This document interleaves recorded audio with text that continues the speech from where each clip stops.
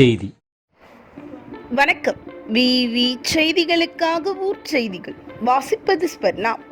ராணிப்பேட்டை மாவட்டம் 108 திவ்ய தலங்களில் ஒன்றான அருள்மிகு ஸ்ரீ லட்சுமி நரசிம்ம சுவாமி திருக்கோவிலில் தை தெப்பல் 3 நாள் உற்சவம் இன்று துவங்கியது. முதல் நாள் இன்று விடியற்காலை நடை திறக்கப்பட்டு பக்சுத்தித பெருமாள் ஸ்ரீதேவி பூதேவி சுவாமிக்கு சிறப்பு பூஜை, அபிஷேக, அலங்காரம், தீப ஆராதனைகள் நடைபெற்றது. தொடர்ந்து மாலை பக்சோத்தித பெருமாள் ஸ்ரீதேவி பூதேவி சுவாமிக்கு சிறப்பு பூஜை, அபிஷேகம் செய்து பல வண்ண மலர்கள் கொண்ட சிறப்பு அலங்காரம் செய்யப்பட்டு மங்கள வாத்தியங்களுடன் பல்லக்கில் எழுந்தருளி பக்தர்களுக்கு காட்சி தந்தார். மேலும் தக்கான் குளத்தில் மலர் மற்றும் மின் விளக்குகள் கொண்டு செய்யப்பட்ட தெப்பலில் சுவாமி எழுந்தருளி பக்தர்களுக்கு அருள்பாலிப்பார். பக்தர்கள் தெப்பலை வடம் பிடித்து இழுத்தனர்.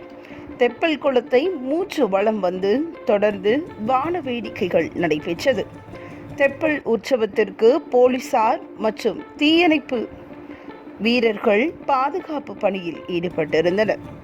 விவி செய்திகளுக்காக விஜய் மற்றும் பாஸ்கர்.